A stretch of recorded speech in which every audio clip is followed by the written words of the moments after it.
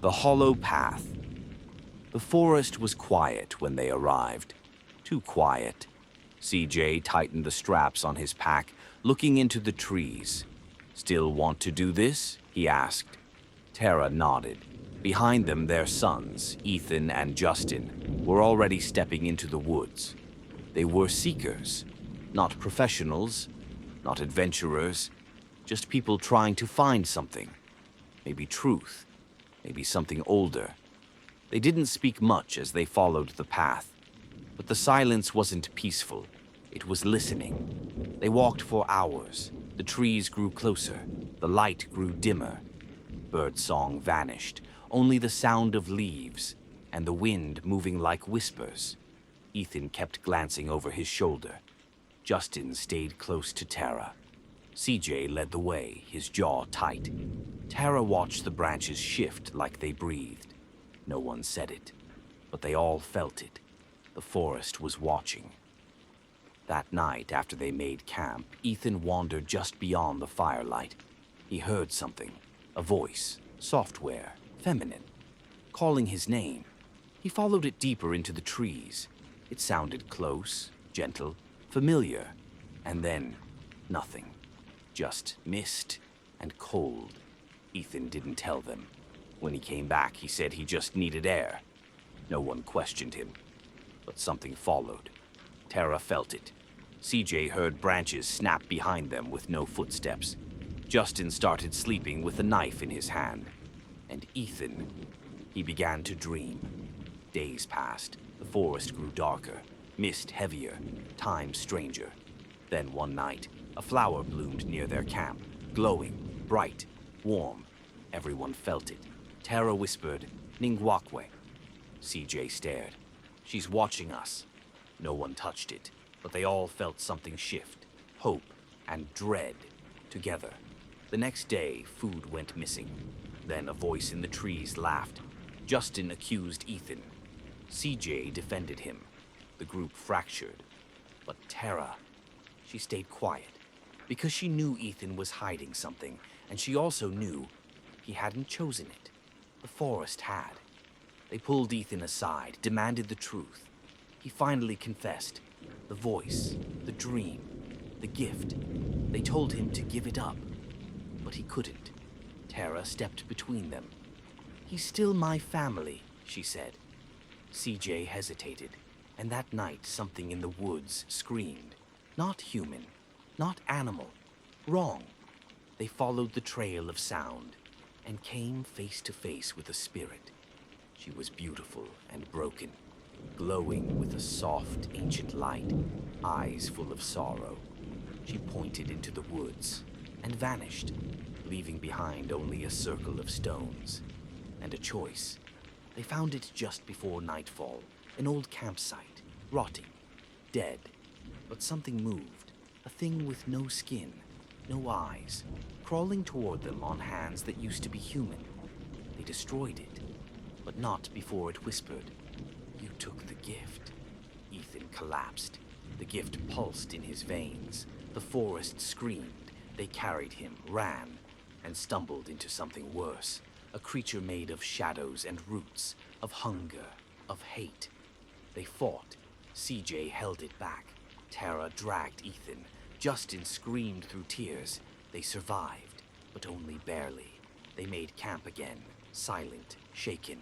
A fire, breath, stillness. Then a flower bloomed again, brighter this time, as if it had seen the worst and chosen to stay anyway. Ethan smiled in his sleep, and the forest paused. When they woke, a path had formed, new, misty, glowing. Ethan whispered, "She left it for us," and no one questioned it. They packed their things, left what they'd lost behind, and stepped onto the path. As they walked, the forest closed behind them, not in hate, not in rage, but in memory, because it would remember them. And somewhere deep inside it, something ancient smiled and went back to sleep. The end, but the forest never really lets go.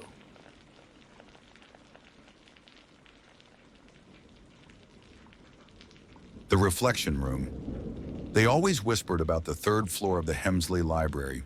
No one went up there. No staff, no students. The elevator didn't even list a third button, but the staircase was still there, behind a rusted employees-only sign and a door that groaned when it opened, like it didn't want to be disturbed. In 1984, head librarian Miss Harlow vanished without a trace up there. 1 minute she was logging return books, the next gone. No camera footage, no witnesses, just her cart tipped over and a single cracked lens from her glasses lying outside a door labeled 312. That was the last time anyone saw her. Olivia knew all the stories. She'd heard them whispered during late-night study sessions. Stories about a room full of mirrors, a room that doesn't reflect what's in front of it, but what's behind your mind, the parts you don't want to see. But Olivia wasn't superstitious. She was a psychology major, logical, skeptical. She thought maybe the stories had roots in trauma loops, maybe mass hysteria. She wanted to debunk it. So one night in October, colder than usual, she slipped the janitor a bottle of whiskey and asked for the key. He didn't ask questions, just said quietly, "If the door shuts behind you, pray it doesn't reflect." The stairwell was pitch black, the air different, like walking into something old that had been breathing for decades without light. Her flashlight flickered twice before stabilizing. The third floor looked untouched. Wallpaper curled like burnt paper. The air was damp. It smelled like wet wood, dust, and something sweet, like decaying fruit. 11 doors lined the hallway. Then the 12th, room 312, the reflection room. Its brass plaque was tarnished, almost unreadable, but the chill behind the door was real, like it was waiting. She unlocked it. Inside was a circular chamber, maybe 25 feet wide. Floor-to-ceiling mirrors encased the walls. Dozens, maybe hundreds.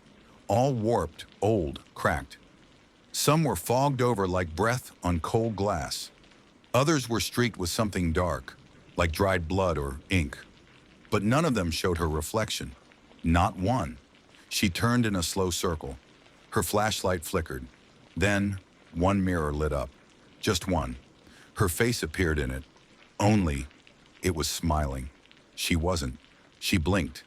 It didn't. It leaned forward. Its grin widened. The eyes weren't hers. She stepped back. The door slammed shut behind her. Now the room responded. Each mirror lit up one by one. In every reflection, her face stared back. But each version was wrong. One twisted, one weeping blood, one skinless, one with her mouth sewn shut. And then she heard tapping, light at first, then frantic. She turned, and in the mirror closest to her, a woman stood on the other side, pounding on the glass, mouthing, "Help me." Her eyes were wild, bloodshot. Olivia recognized her from the library's archive photos. Miss Harlow. Behind her, a figure moved, tall, slender, faceless. It slithered closer to Miss Harlow in the mirror. She screamed silently, clawing at the glass as it dragged her backward into the dark. Then, the lights in the room went out. Total silence. The only sound, Olivia's heartbeat in her ears, until she heard something else. Breathing, close, right next to her ear. She turned. Nothing. But the mirrors now showed her again. Only now they moved first. She stayed still, and they waved. She blinked. They smiled. They began whispering all at once in a voice that sounded like hers, but not quite. "Come closer. Let us in. Give us the skin." The walls began to vibrate with low, guttural laughter. Olivia screamed and ran to the door. Now gone. The wall was smooth. No seam. No knob. And in the mirror, she saw herself still standing in the center of the room. But she wasn't moving anymore. Her eyes were wide, lifeless. Her jaw hung slack. And the figure, the faceless thing, stood behind her. Its fingers slid into her mouth and began pulling. Her reflection peeled, like a costume.